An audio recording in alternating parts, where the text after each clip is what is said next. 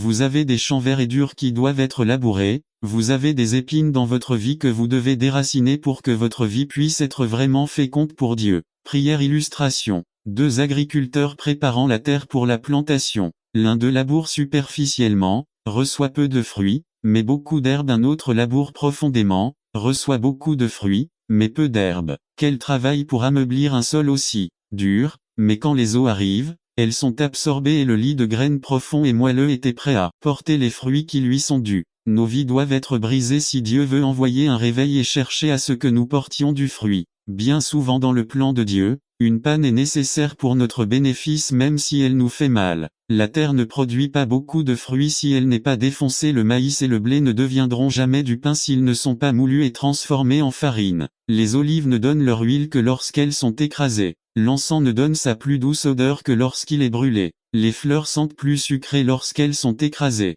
Si vous refusez d'être brisé, vous manquez le secret pour être fécond et béni par Dieu. Avez-vous remarqué dans la Bible combien de choses Dieu a brisées lorsqu'il distribuait des bénédictions aux hommes? Lire Luc 9, 12 à 17. Dieu veut vous bénir et être une bénédiction. Êtes-vous prêt à en payer le prix? Mettez-vous en jachère. La bénédiction implique le brisement. 1. Les cruches de Gédéchon Juge 7, 20 et brise les cruches de Élisée et son offrande. Roi 19, 19. Il offrit un holocauste, brûla sa charrue et offrit ses bœufs. 3. Le Seigneur Jésus mit une finie les affaires de ceux que j'appelle Pedro, Andrés, Santiago, Juan pêche. 4. Lévi Matto la banque des impôts. 5. Le jeune homme de Gadara a terminé son commerce de porc à cet endroit. Marc 5, 12 à 14, 17. Le Seigneur Jésus a terminé son commerce. Oh, je vous assure qu'il est nécessaire de creuser très profondément si Dieu veut trouver du fruit dans votre vie. Nos conforts doivent être cassés, nous avons très plaisir. Nous sommes conçus spirituellement, nous sommes heureux de ce que nous avons et nous n'en voulons pas plus.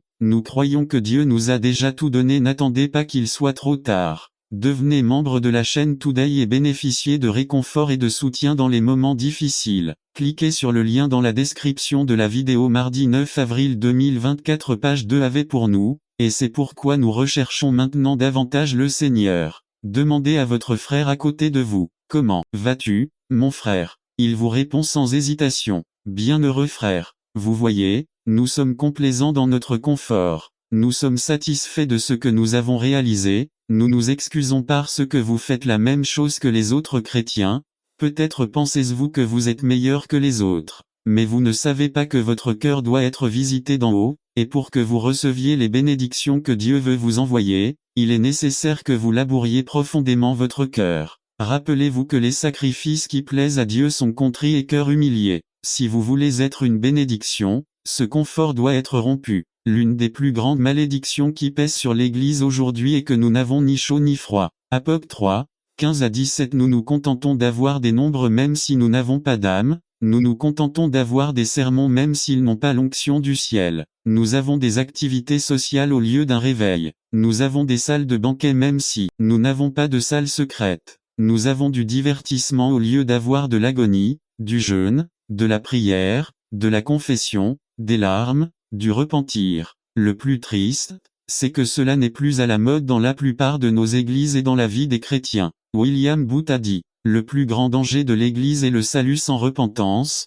la religion sans le Saint-Esprit prédicateur que nous dites-nous. Nous sommes assez satisfaits de l'état de nos églises, elles nous paient bien nos salaires. Nos cœurs durs doivent être brisés et labourés, notre arrogance courbée, notre orgueil humilié et la fontaine de nos larmes brisées. Préparez votre jardin, labourez votre cœur. La fierté, notre propre volonté et nos projets égoïstes doivent être brisés. De nombreuses vies sont façonnées dans une routine qui laisse très peu de contrôle à Dieu. Il n'y avait pas de place dans l'auberge pour que Jésus naisse à Bethléem. Nombreux sont ceux qui sont tellement liés par leur personnalisme, tellement absorbés par leurs propres projets et idées qu'ils n'ont ni le temps ni le cœur pour que la volonté de Dieu soit faite dans leur vie. Nos oreilles ne sont pas sensibles à l'appel du Saint-Esprit. N'attendez pas qu'il soit trop tard. Devenez membre de la chaîne Today et bénéficiez de réconfort et de soutien dans les moments difficiles. Cliquez sur le lien dans la description de la vidéo. Mardi 9 avril 2024, page 3. Peut-être que nous avons l'habitude de nous lever avec le bruit du réveil. Maintenant précisément,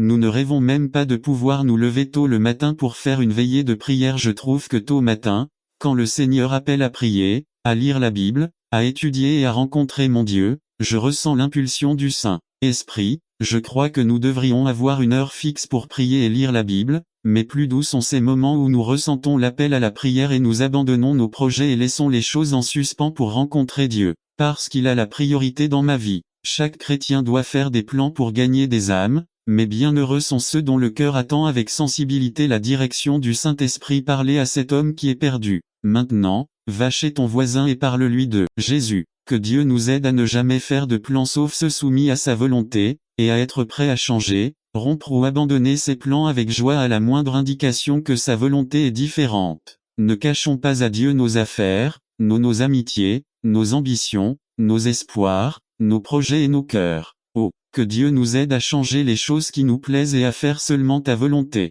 Les hommes et les femmes connaissent l'art de rechercher Dieu. Ils étaient habitués à prier et à jeûner pendant de longues périodes, à se plaindre du péché. Daniel cherchait la face de Dieu dans la prière sur le péché de son peuple. Daniel 9, 3 à 19. Dans la prière, le jeûne, le sac, les cendres et la confession. Et mes frères, préparons le terrain de nos cœurs. Tout ce qui ne va pas en nous est les choses insignifiantes, notre manque d'intérêt pour les âmes perdues, notre indifférence pour la maison de Dieu, nos péchés, notre manque de prière, notre mondanité, notre intérêt pour mal dans nos cœurs. Il y a un mal profondément enraciné chez de nombreux chrétiens aujourd'hui. C'est parce que nous n'avons ni chaud ni froid, nous sommes juste tièdes. Frères, si vous avez été plus proche de Dieu avant qu'aujourd'hui, votre âme a besoin d'une visite du ciel. Nous devons labourer nos cœurs et ne laisser aucun endroit qui ne soit brisé, afin que Dieu puisse envoyer sa bénédiction sur votre vie. Ne semez pas sur des épines. Soyez brisés devant Dieu,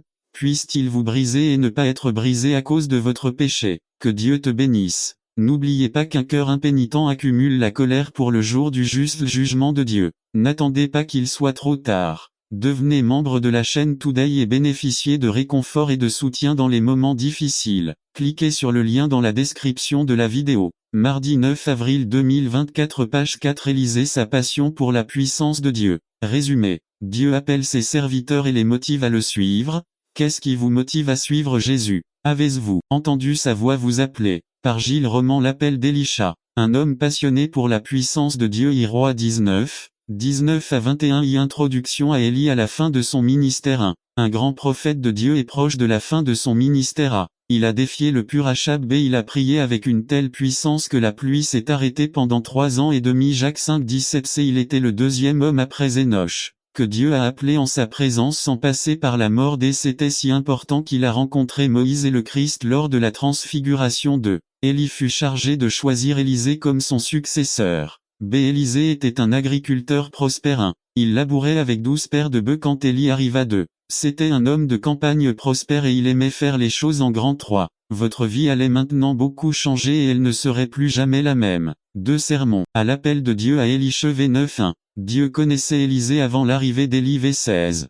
Pierre 1, 2 Le Seigneur a appelé Élisée avant qu'Élie ne l'annonce. F1, 4 3. Le Seigneur a utilisé Élie pour communiquer l'appel à Dieu utilise ses serviteurs pour accomplir sa volonté. Nous devons être disposés à servir en tant que serviteurs de Dieu. 4. Le Seigneur a appelé Élisée au ministère lorsqu'il était occupé. 5. L'appel du Seigneur exige souvent que nous abandonnions le succès humain pour le servir. N'attendez pas qu'il soit trop tard. Devenez membre de la chaîne Today et bénéficiez de réconfort et de soutien dans les moments difficiles. Cliquez sur le lien dans la description de la vidéo. Mardi 9 avril 2024 page 1b Le conflit d'Élisée lorsqu'il considère l'appel de Dieu. V21. L'appel divin crée toujours un conflit dans nos vies. L'appel de Dieu exige une décision de le suivre. Moïse a dû laisser ses brebis, Pierre son bateau et ses filets, Lévi son travail. 2 Élisée a fait face à de nombreux problèmes et réfléchira à l'appel divin. Le problème de leurs parents. 9 Nos proches sont souvent impliqués dans notre décision. Le problème avec votre position. Qui s'occupera de la succession? C'est le problème de votre passion pour le pouvoir. J'ai adoré ce chant plein de travailleurs. 3. La bataille que beaucoup perdent. Le jeune Rico a perdu cette bataille. Luc 18, 18 à 23. Préféreriez-vous les choses du monde et perdriez-vous ce que Dieu a pour vous? C'est la consécration d'Élisée issue de ce conflit. V21 Élisée a décidé que Dieu viendrait en premier dans sa vie. L'appel de Dieu était plus important que la position ou le pouvoir. B. La reddition d'Élisée lui a donné la position de prophète de Dieu. B. La reddition d'Élisée lui a donné la position de C. Élisée en est venu à exercer un ministère plus grand. Kelly 2. Élisée a rendu public son engagement envers Dieu. A. Il brûla sa charrue dans le champ et organisa une fête pour ses ouvriers. B. Les prophètes ont appris qu'il y avait un nouveau prophète de Dieu. Conclusion. A. Comment répondrez-vous à l'appel de Dieu sur votre vie? B. Considérez-vous que toute chose valent la peine d'être perdue pour l'amour de Christ? C. Allez-vous déclarer publiquement votre abandon à Dieu? N'attendez pas qu'il soit trop tard. Devenez membre de la chaîne Today et bénéficiez de réconfort et de soutien dans les moments difficiles. Cliquez sur le lien dans la description de la vidéo. Mardi 9 avril 2024 page 2 Hommes de foi résumé. Quand je parle d'hommes de foi, je ne fais pas référence aux personnes spirituelles, des personnes avec beaucoup d'expérience ou même des personnes formées ou qualifiées. Je fais référence à des personnes qui, sans formation spécifique, sans capacité surnaturelle ou sans palmarès impressionnant, sont des hommes de foi. Introduction. Quand je parle d'hommes de foi, je ne fais pas référence aux personnes spirituelles, des personnes avec beaucoup d'expérience ou même des personnes formées ou qualifiées. Je fais référence à des personnes qui, sans formation spécifique, sans capacité surnaturelle ou sans palmarès impressionnant, cherchent à faire la bonne chose. Je parle de gens qui ont 1001 défauts, de gens qui ont un passé, de gens qui ont des besoins comme les autres et de gens qui ont autre chose à faire. Mais ils décident de faire quelque chose et de faire un pas de foi. L'évangile a toujours été cause de grandes réformes, de grands changements. La colonisation des États-Unis d'Amérique était principalement motivée par la religion. B. Ce pays a été fondé par des protestants, un peuple assoiffé d'un nouveau mouvement de Dieu. C. Dieu n'a pas fini de provoquer des réformes. Aujourd'hui Dieu provoque des changements qui feront entrer son peuple dans le renouveau. D. Notre communauté a encore une fois soif de renouveau. Aujourd'hui, c'est le moment où Dieu recherche John Wesley. Il est le fondateur de l'église méthodiste. Ce sont des méthodes bibliques. B. Avant de recevoir le remas de Dieu, Charles et Jean formèrent un groupe appelé le Holy Club et ils jeûnèrent jusqu'à devenir si faibles qu'ils ne pouvaient plus marcher. Ils ont prié prosternés, le front contre terre pendant des jours, jusqu'à ce que leurs bras deviennent noirs à cause d'une mauvaise circulation. En 1737, Wesley rencontre des protestants, ils exhortent Wesley à comprendre le puissant message de Jésus. Nous sommes sauvés par la grâce, justifiés par la foi. Cela a amené Wesley à comprendre que Dieu l'avait appelé à amener les pécheurs à Christ. Wesley, avec beaucoup d'enthousiasme et de passion, a développé une carrière prospère en tant que prédicateur. C'est un jour, ils lui demandèrent le secret de son existence. Wesley a répondu, je me suis immolé par le feu et ils viennent me voir brûler. Il est temps qu'en tant qu'Église du Christ, nous allumions la flamme qui est en nous et brûlions de passion pour le Christ. C'est pourquoi je vous conseille d'attiser le feu du don de Dieu qui est en vous. 1 Timothée 1.6-3. L'homme de foi. Je veux mentionner deux hommes, qui sont devenus des hommes qui ont touché beaucoup malgré. N'attendez pas qu'il soit trop tard. Devenez membre de la chaîne Today et bénéficiez de réconfort et de soutien dans les moments difficiles. Cliquez sur le lien dans la description de la vidéo. Mardi 9 avril 2024 page 1 Soyez comme ils étaient. B. J'insiste sur le fait que nous ne parlons pas de personnes souffrant d'une condition particulière, mais que ces personnes se sont débarrassées de leurs préjugés et l'ont fait. C'est ce qui est un préjugé. Jugement ou opinion négatif, formé à l'avance sans les connaissances nécessaires. D. Peter. Un homme capable. Un homme accéléré.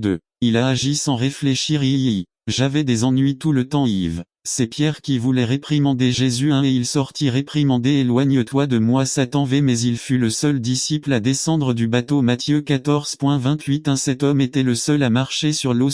Parce que Peter était capable. Pas tellement parce qu'il en avait la capacité, parce que Pierre n'était pas capable de marcher sur l'eau. Il était capable d'oser. Il a accepté le défi. Dieu recherche des personnes capables, des gens qui acceptent le défi. Non pas parce qu'ils peuvent le faire mais parce qu'ils osent le faire. Et Pablo. Un homme déterminé. Un homme avec un passé de maltraitance des croyants. Je l'ai lapidé, et j'ai même tué. Philippiens 3.13 Il avait la détermination de ne pas regarder en arrière. Il était déterminé à se pardonner. Il a eu le courage de se donner un nouveau départ. Si je fais une erreur et que je glisse, mais je n'arrêterai pas de faire ce pour quoi j'ai été appelé. Capable et déterminé. N'attendez pas qu'il soit trop tard. Devenez membre de la chaîne Today et bénéficiez de réconfort et de soutien dans les moments difficiles. Cliquez sur le lien dans la description de la vidéo. Mardi 9 avril 2024 page 2 y être capable d'accepter le défi peu importe que je n'ai pas des années d'expérience, j'accepte d'essayer et décider d'oublier vos échecs je ne permettrai pas aux échecs de mon passé de dicter mon avenir 4. L'Esprit de Dieu est sur moi. Luc 4.18 il m'a envoyé. Peu importe que j'en sois capable ou non, j'ai été oint pour une mission et je ferai cette tentative au nom de Jésus. 2. Peu importe que j'ai échoué dans mon passé, j'ai été oint pour atteindre ce qui est devant moi. Je serai un homme de foi. N'attendez pas qu'il soit trop tard. Devenez membre de la chaîne Today et bénéficiez de réconfort et de soutien dans les moments difficiles. Cliquez sur le lien dans la description de la vidéo. Mardi 9 avril 2024 page 3 de 1000 extra résumé. Pour répondre à votre appel,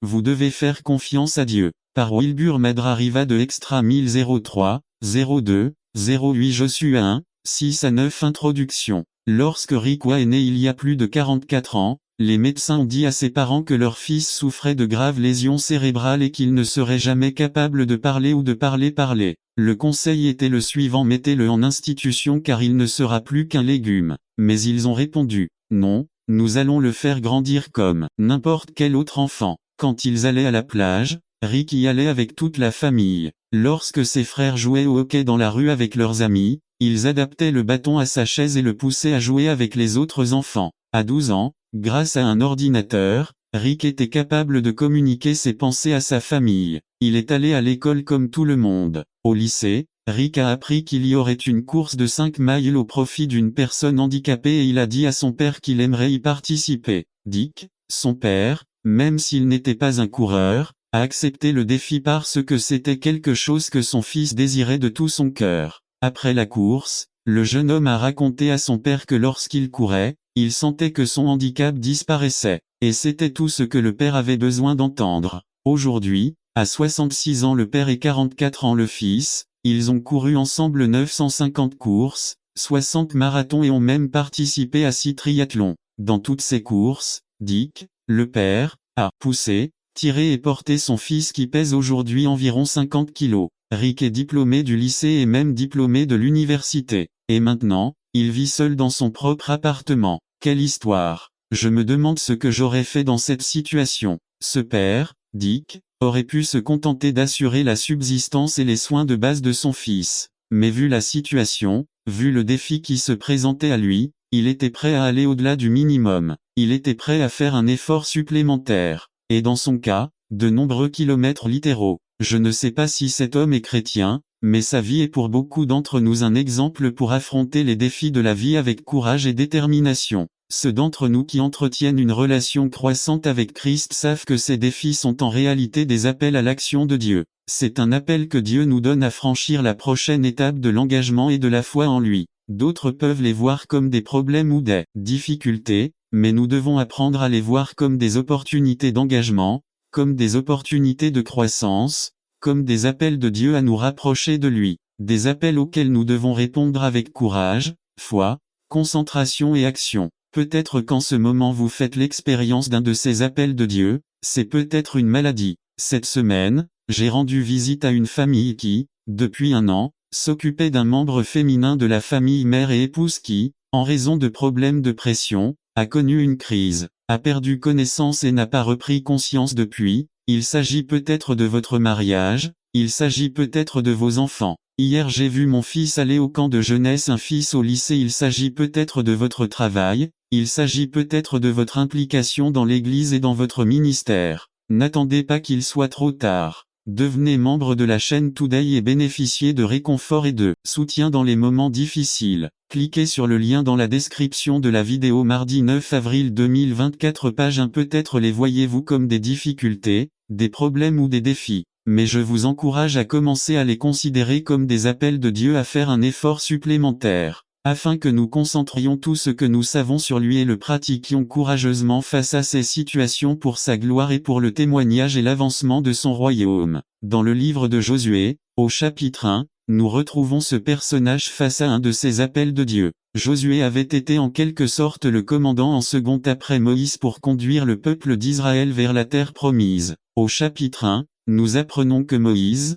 le grand chef d'Israël, était mort. Quelqu'un d'autre a dû poursuivre le projet commencé. Quelqu'un d'autre devait conduire le peuple à conquérir la terre promise. Mais la tâche n'était pas facile. En fait, de mon point de vue, c'était un véritable désastre. Dans ces pays se trouvaient des nations puissantes dotées de villes fortifiées et de grandes armées. Le peuple d'Israël n'était pas très docile. C'était une tâche véritablement titanesque qui attendait Josué. Si j'avais été à votre place, j'imagine que vous me demanderiez où je signe ma démission. Cet appel de Dieu pour Josué n'était pas du gâteau. En fait, Dieu dit clairement à Josué que cela nécessiterait des efforts et du courage. Regardez les versets 6, 7 et 9. Soyez forts et courageux. Dieu lui fait comprendre que ce ne sera pas un jeu d'enfant, que cela nécessiterait des efforts, de l'engagement, de la foi, du courage et du dévouement. C'était l'appel de Dieu pour la vie de Josué. Dans son plan de rédemption pour son peuple, il lui fallait un leader engagé, capable d'affronter la situation avec effort et courage.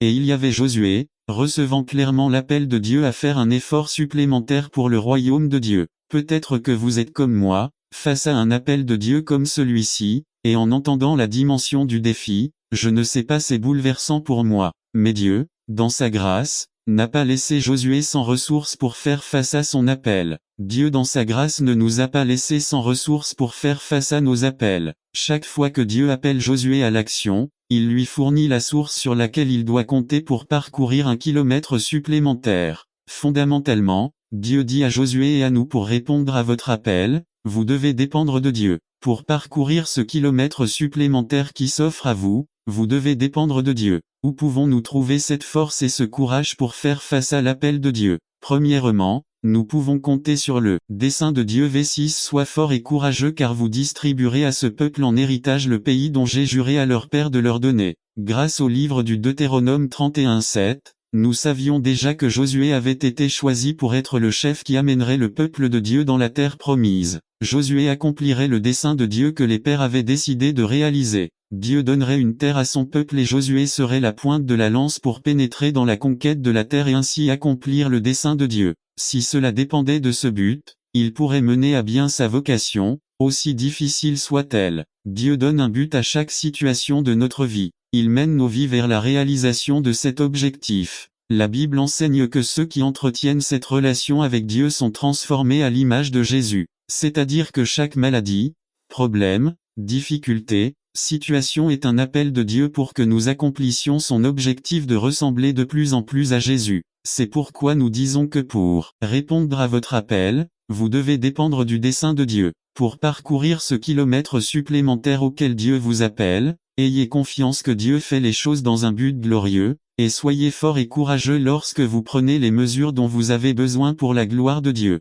N'attendez pas qu'il soit trop tard. Devenez membre de la chaîne Today et bénéficiez de réconfort et de soutien dans les moments difficiles. Cliquez sur le lien dans la description de la vidéo. Mardi 9 avril 2024 page 2. Mais Dieu nous donne une deuxième source de force et de courage. Nous pouvons nous appuyer sur la parole de Dieu. V7 et 8 Soyez seulement forts et bien courageux, pour avoir soin de faire selon toute la loi que vous a ordonnée mon serviteur Moïse. Ne vous en détournez ni à droite ni à gauche, afin que vous réussissiez dans tout ce que vous entreprenez. Ce livre de la loi ne sortira jamais de ta bouche, mais tu le méditeras jour et nuit, afin que tu observes et fasses selon tout ce qui y est écrit, car alors tu rendras ton entreprise prospère, et tout se passera bien pour toi. Josué ne pouvait pas faire confiance à son propre jugement ou à sa sagesse pour relever le défi qui se présentait à lui. Nous ne devrions pas et ne pouvons pas non plus faire face à notre appel de Dieu sans la direction de la parole de Dieu. Il n'est pas nécessaire de s'écarter des Écritures ni à droite ni à gauche.